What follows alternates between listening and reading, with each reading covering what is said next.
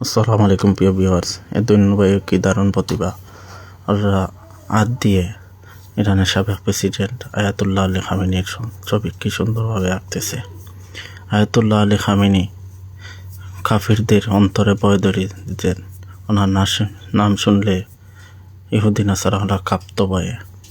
আর পায়ের নিচে যে মানুষটার ছবি আঁকতেছে সে হইল আমেরিকার বর্তমান প্রেসিডেন্ট ডোনাল্ড ট্রাম্প।